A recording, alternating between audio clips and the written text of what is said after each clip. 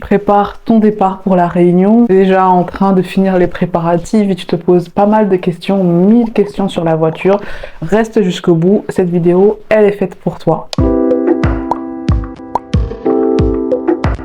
On se retrouve aujourd'hui pour une nouvelle vidéo. Donc, la question du véhicule est une question importante et récurrente qui revient toujours et systématiquement lorsqu'on prépare un déménagement. De surcroît, lorsqu'on prépare un déménagement aussi loin, donc à des milliers de kilomètres de la France métropolitaine.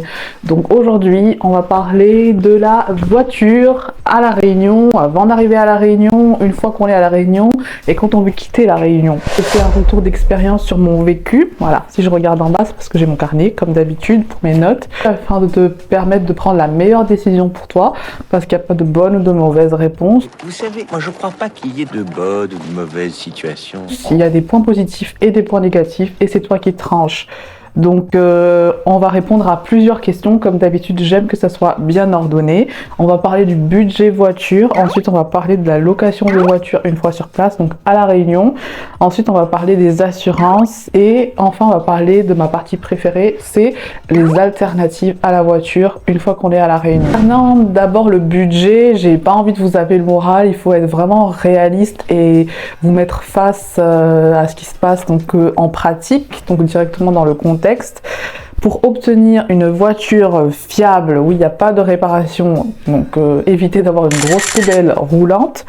À La Réunion, voilà, j'ai pas envie de vous décevoir, mais c'est beaucoup plus cher. Donc si vous aviez des habitudes d'acheter des voitures à 1000 € qui roulent, voilà, qui font l'affaire et qui ont le minimum en métropole, ça sera un lointain souvenir. Oubliez ça parce qu'à La Réunion, c'est pas comme ça que ça fonctionne.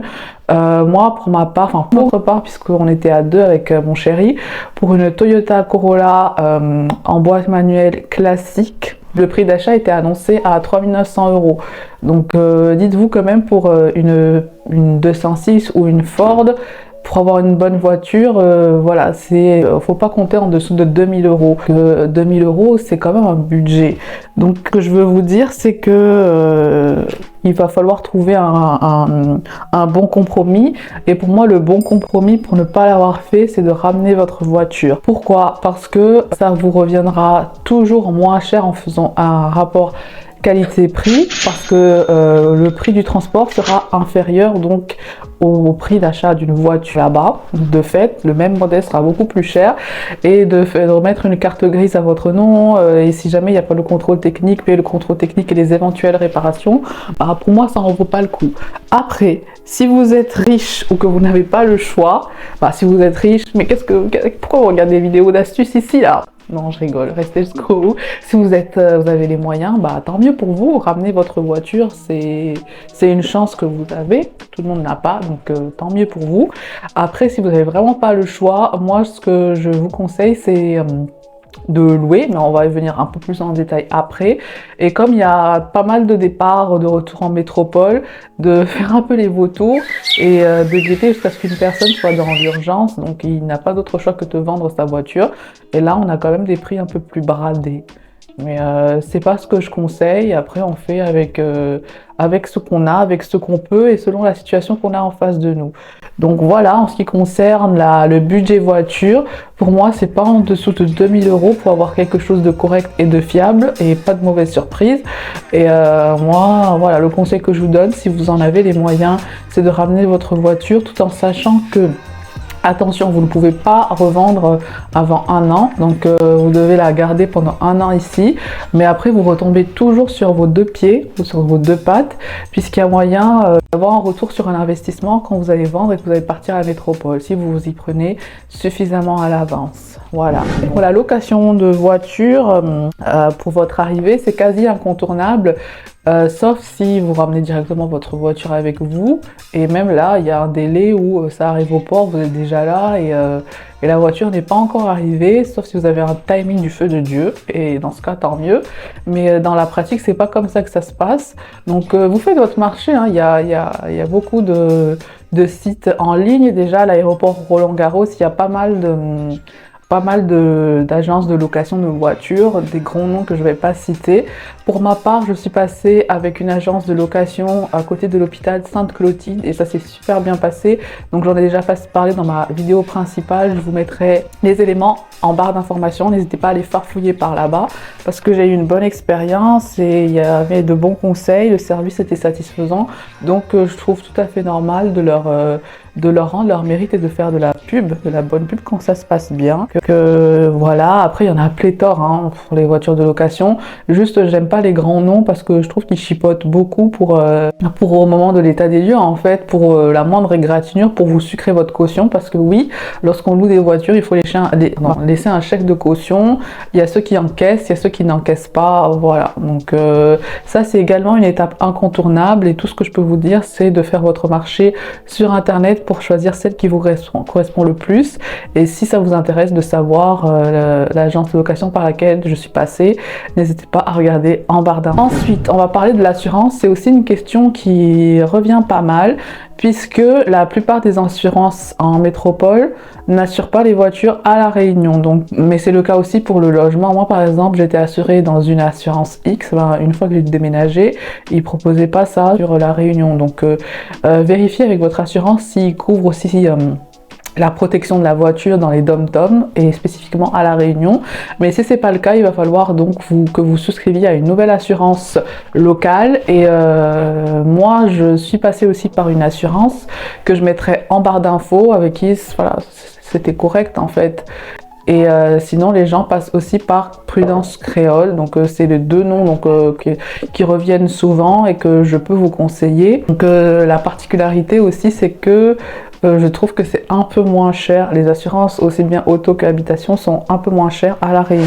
On arrive ensuite à la dernière partie qui nous intéresse et c'est par rapport aux alternatives. Donc, il y a plusieurs alternatives, qu'on soit assez sensibilisé à l'écologie ou non. Il y a le vélo, il y a les trottinettes, il y a vos pieds, il y a les bus, les transports en commun, bref, voilà. Donc, j'ai eu à passer quelques mois sans voiture sur La Réunion et on va commencer par quoi? On va commencer par le vélo. Donc si vous n'êtes jamais allé à La Réunion, il faut savoir que on a beaucoup de pentes. Donc on a une situation géographique qui fait que le vélo, sauf si vous faites ça pour le loisir ou que vous êtes super musclé des jambes, c'est vraiment pas pratique par rapport au relief. Donc c'est pas ce que je conseille. Après, il y a les trottinettes, vous pouvez l'utiliser occasionnellement. Il y a beaucoup de trottinettes électriques si vous voulez faire des courts trajets parce que c'est pas pratique pour les courses. Voilà, c'est vraiment pour vous déplacer d'un point A à un point B qui est assez proche. C'est possible aussi d'avoir des trottinettes. Ensuite, il y a les bus. Qu'est-ce que je peux dire des bus urbains, sachant que moi j'étais à Saint-Denis. Je peux vous dire que ça dépanne. Des choses sur les bus. Mais moi, je trouve qu'il y a une offre qui essaye avec Citalis essaye de développer une offre qui est quand même correcte. Les bus arrivent généralement à l'heure. Les tarifs sont pas chers. Il y a beaucoup de contrôles par contre parce qu'ils veulent éviter les fraudes. Mais voilà, c'est les mêmes aléas qu'il y a en métropole, c'est-à-dire que par rapport à la météo, par rapport aux horaires, vous êtes limité, vous êtes dépendant du bus. Mais pour moi, voilà, ça reste une alternative. Après, je ne la conseillerais pas sur la durée, sauf si vous n'avez vraiment pas le choix. C'est mieux d'avoir une voiture, ne serait-ce que pour vos courses. Porter les grosses courses, mais il reste l'alternative du bus. Donc j'en avais déjà parlé dans ma plus grosse vidéo sur mon bilan à La Réunion que je vous mets ici ou ici. Si vous voulez avoir plus de détails, il y a un retour global, mais pour moi le bus reste donc une bonne alternative et contrairement à ce qu'on dit, voilà, n'hésitez pas à partager vos retours d'expérience. Mais moi à Saint-Denis, je pars des bus intra-urbains Citalis, ça m'a plu en fait, c'était correct. Et après, il faut savoir que sur La Réunion, on peut aussi se déplacer en car jaune, mais j'ai pas assez de recul là-dessus et Et par rapport à ça, donc j'avais trouvé une vidéo d'une youtubeuse qui faisait le tour de l'encart jaune que je vais vous mettre en fiche également si ça peut vous aider. Et si vous êtes déjà à La Réunion et que vous avez l'habitude de prendre le bus, n'hésitez pas à partager votre avis en commentaire. Il faut savoir qu'il n'y a pas de Uber voiture à La Réunion, mais il y a des taxis. Donc si vous avez besoin en urgence d'aller point A à un point B, il y a des taxis. Et voilà, je pense que globalement on a fait le tour par rapport aux alternatives. Pour moi, on n'est pas figé, c'est beaucoup mieux d'avoir une voiture. Il y a toujours moyen de pallier. Il y a aussi les 2 roues qui sont très pratiques, j'en ai pas parlé, mais il y a beaucoup de scooters à La Réunion. Et il y a des gens qui habitent à Saint-Denis et qui vont en scooter jusqu'à dans l'ouest, dans l'Ermitage. Juste que niveau sécurité, c'est pas ce que je conseille moi pour éviter les accidents, mais ça reste une solution, donc tout ce qui est scooter, moto, les 2 roues, et ça évite aussi les embouteillages. Donc à vous de vous trouver votre bonheur, de faire votre expérience. En tout cas, ne soyez pas figé sur le fait d'avoir une voiture qui reste un premier choix, mais qui n'est pas, voilà, on n'est pas condamné à avoir une voiture et on peut s'en sortir par d'autres moyens. Si cette vidéo vous a plu, n'hésitez pas à lâcher un max de pouces en l'air, à faire un retour en commentaire, et si vous voulez échanger, on peut aussi discuter sur ma page Instagram que je mets ici. Et je vous dis à la prochaine fois. Voilà, merci, au revoir.